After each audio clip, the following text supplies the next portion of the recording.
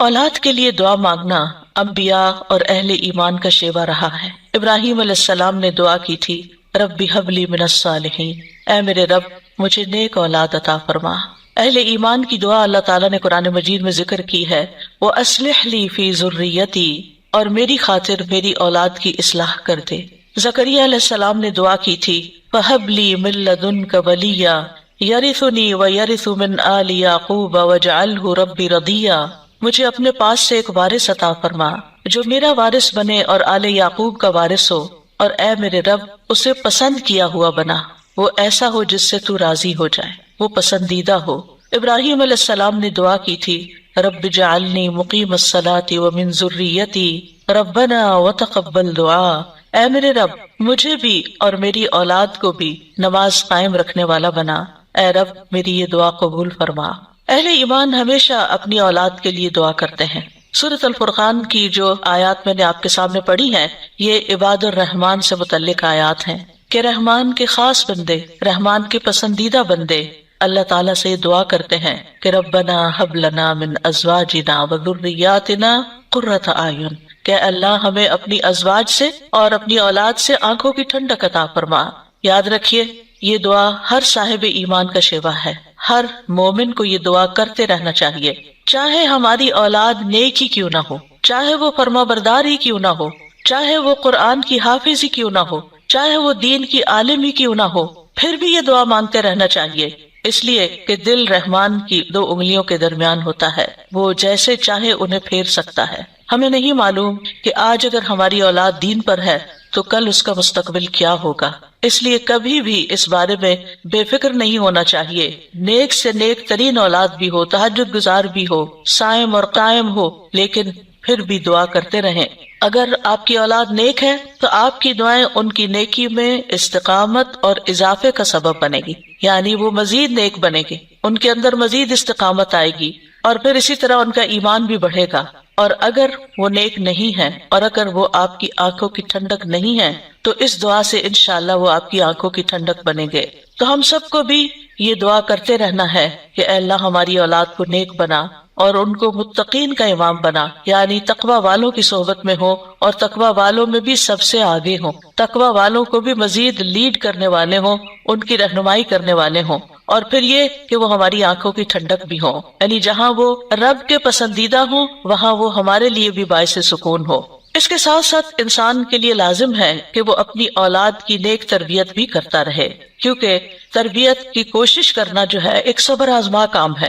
اسی لیے اس آیت کے بعد جو آیت آتی ہے اس میں صبر کرنے والوں کی جزا جنت میں غرفہ بتائی گئی ہے۔ عربوں کے ہاں گھر کے اندر جتنے بھی کمرے ہوتے ہیں ان میں سے سب سے بہترین کمرہ غرفہ کہلاتا ہے، یعنی سب سے اعلیٰ ترین درجہ۔ تو جنت میں بھی جب غرفہ کی بات ہے تو اس سے مطلب کوئی ہائی رائز بلڈنگ نہیں ہے، کیونکہ وہ ایک جگہ پر آتا نا کہ غرفات پر غرفات مبنیہ ہوں گے، تو اس سے مراد یہ ہے کہ جنت کے اعلیٰ ترین مقامات اللہ تعالیٰ ان کو عطا کرے گا جو صبر کے ساتھ تربیت بھی کرتے رہیں گے اور صرف اپنی تربیت اور اپنی کوشش کو کافی نہیں سمجھیں گے بلکہ اللہ تعالیٰ سے دعا بھی کریں گے۔ اور بہت دفعہ ایسا بھی ہوتا ہے کہ ہم تربیت میں پوری کوشش کر لیتے ہیں لیکن اس کا اثر اولاد میں نظر نہیں آتا، اولاد آپ کی ایکسپیکٹیشن پہ پوری نہیں اترتی، آپ جیسے ان کو دیکھنا چاہتے ہیں ویسے وہ نظر نہیں آتے۔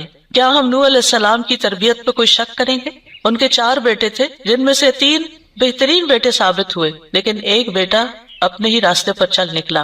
اس میں انسان کی کوشش اگر ہو اور انسان کے بس میں ہو اولاد کی اصلاح تو وہ سبھی کو سیدھا کر کے رکھ دے، لیکن یاد رکھیے کوشش ہماری، دعا ہماری، اور اس میں اثر ڈالنے والا اور اس کو ہماری آنکھوں کی ٹھنڈک بنانے والا صرف اور صرف ہمارا رب ہے۔ اس لیے مومن صرف اپنی کوششوں پہ بھروسہ نہیں کرتا بلکہ وہ اپنے رب کو پکارتا رہتا ہے۔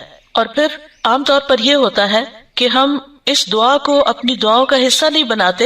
ہاں، جب اولاد کی طرف سے کوئی تکلیف پہنچتی ہے، جب وہ ہماری کوئی بات نہیں مانتے یا ہمیں ناراض کرتے ہیں تو پھر ہمیں خیال آتا ہے کہ ہمیں دعا کرنی چاہیے کہ ان کی اصلاح ہو جائے اور یہ سیدھے ہو جائے اور ہماری آنکھوں کی ٹھنڈک بن جائے۔ یاد رکھیے یہ صرف اولاد کے بگاڑ کے وقت کی دعا نہیں ہے بلکہ ہمیشہ یہ دعا کرتے رہنا چاہیے۔ اپنی روزمرہ زندگی کی خاص دعاؤں میں اس دعا کو شامل کر لیں، اپنی نمازوں میں، سجدوں میں، قبولیت کے اوقات میں اپنی اولاد کے لیے دعا کریں، کیونکہ اولاد انسان کی محبوب ترین چیزوں میں سے ہے۔ جن کو اللہ نے اولاد کی نعمت سے نوازا ہے وہ اچھی طرح سمجھ سکتے ہیں کہ ہماری زندگی میں اولاد کا کیا مقام ہے. یعنی جب تک انسان والدین نہیں بنتا، ماں باپ نہیں بنتا، وہ اس بات کو سمجھ ہی نہیں سکتا کہ اولاد کیا چیز ہوتی ہے. کیونکہ انسان زندگی میں مختلف چیزوں سے محبت کرتا ہے، مختلف چیزوں کے ساتھ انسان کا لگاؤ ہوتا ہے، مختلف کام یا مختلف چیزیں اس کو پسند آتی ہیں.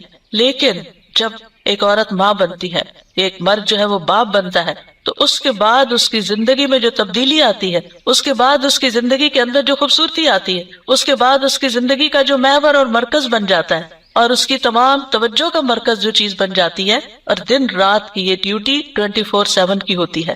یعنی باقی چیزوں سے تو آپ کسی وقت الگ بھی ہو سکتے ہیں، مگر یہ وہ رشتہ ہوتا ہے کہ جس سے آپ پھر مرتے دم تک الگ نہیں ہو سکتے، کیونکہ وہ آپ کے جسم کا ایک حصہ ہوتا ہے. اور اللہ تعالیٰ آپ کے دل میں ہر چیز سے زیادہ ان کے لیے محبت ڈال دیتا ہے، اور ان کی خوشی آپ کو خوش کرتی ہے اور ان کا دکھ آپ کو دکھی کرتا ہے. اس لیے انسان کو ہمیشہ اپنی دعاؤں میں یہ خاص دعا کرتے رہنا چاہیے، اور قبولیت کے اوقات میں بھی، کیونکہ اولاد سے ملنے والی آنکھوں کی ٹھنڈک اسی وقت ہوتی ہے جب اولاد سیدھے رستے پر ہوتی ہے، جب اولاد نیک ہوتی ہے، اچھے کام کر رہی ہوتی ہے، تو پھر ہی ماں باپ کی آنکھوں کی ٹھنڈک ہوتی ہے. اور اس دعا کے دوسرے حصے میں اپنے لیے دعا ہے کہ اللہ ہمیں متقین کا امام بنا. یعنی اولاد جو ہے ہم اس کے ایک طرح سے امام ہوتے ہیں، جیسے حدیث میں آتا ہے نا، کلکم راعٍ وکلکم مسئول عن رعیتہ. تو ہر ایک ہم میں سے رائی ہے، ہر ایک لیڈر، ہر ایک ذمہ دار ہے. تو اللہ تعالیٰ ہمیں ماں باپ کی حیثیت میں ایسا رول ماڈل بنا کہ ہم متقی ہوں اور ہماری اولاد بھی متقی ہو. یعنی ہماری اولاد میں بھی نیکی ہو اور پھر ہم نیکی کے ساتھ آگے ان کی رہنمائی کرنے والے ہوں. اور ویسے جنرل سینس میں دیکھیں تو اس میں انسان کو ایک ہائیسٹ مقام حاصل کرنے کی دعا یہاں سکھائی گئی ہے، اور وہ کیا کہ انسان ایسا انسان ہو کہ جسے دیکھ کر لوگ متقی بن جائیں. یعنی دوسرے لفظوں میں یہ کہ نیکیوں میں سبقت کرنے والے ہوں، نیکیوں میں آگے بڑھنے والے ہوں، تاکہ دوسرے لوگ بھی ہمیں دیکھ کر نیک بن جائیں.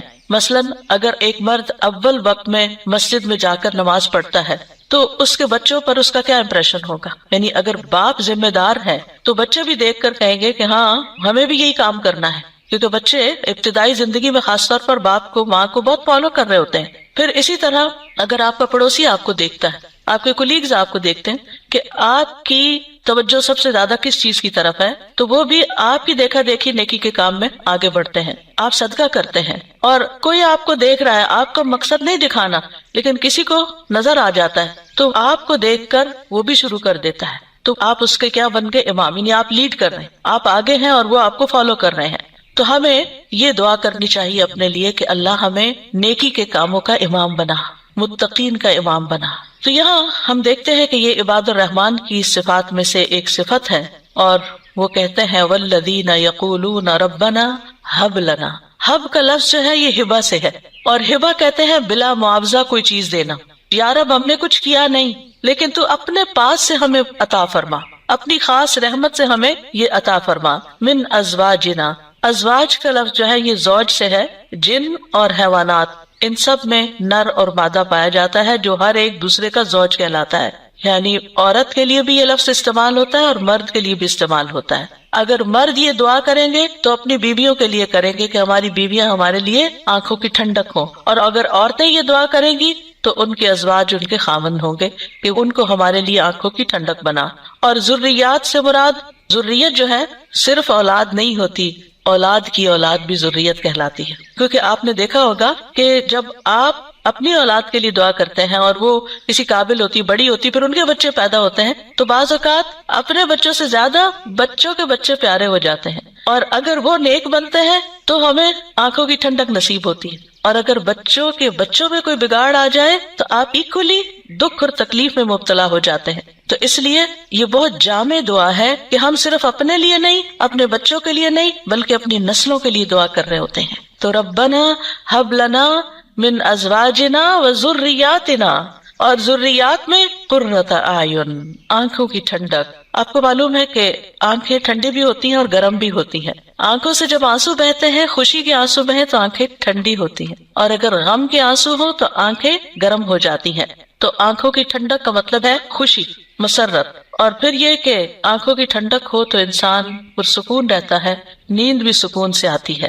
کہ بچوں کی طرف سے اگر انسان کو بے فکری ہو کہ وہ اچھے کام کر رہے ہیں، اچھی جگہ پر ہیں، سیف ہینڈز میں ہیں، تو انسان کے بہت سے غم، دکھ، پریشانیاں ختم ہو جاتی ہیں، وہ بے فکر ہو جاتا ہے۔ اور اسی طرح یہ ہے کہ جب آنکھوں کی ٹھنڈک ہوتی ہے تو انسان کے دل کو بھی قرار ملتا ہے، یعنی آنکھوں کی ٹھنڈک صرف آنکھوں تک نہیں رہتی بلکہ آنکھوں سے انسان جو کچھ دیکھتا ہے وہ اس کے دل تک اتر جاتا ہے۔ ابن عباس کہتے ہیں اس سے مراد ان کی وہ اولاد ہے جو اللہ کی اطاعت کے کام کرے تاکہ دنیا اور آخرت میں انہیں آنکھوں کی ٹھنڈک نصیب ہو، یعنی جو بچے نیک ہوتے ہیں وہ ماں باپ کے لیے ان کی زندگی میں بھی خوشی کا باعث ہوتے ہیں، اور جب ماں باپ فوت ہو جاتے ہیں تو وہ ان کے لیے صدقہ جاریہ بن جاتے ہیں۔ اور پھر جب قیامت کے دن اٹھیں گے اور اولاد اور والدین کو اللہ سبحانہ وتعالی جمع کر دے گا اپنی جنتوں میں، تو یہ وہاں بھی ان کو دیکھ دیکھ کر خوش ہوتے رہیں گے۔ obviously جو بچے ماں باپ کے ساتھ نہیں جا سکیں گے، جو ماں باپ کا دین چھوڑ گئے یا ان کا راستہ چھوڑ گئے یا نماز روزہ چھوڑ گئے، تو پھر ظاہر ہے کہ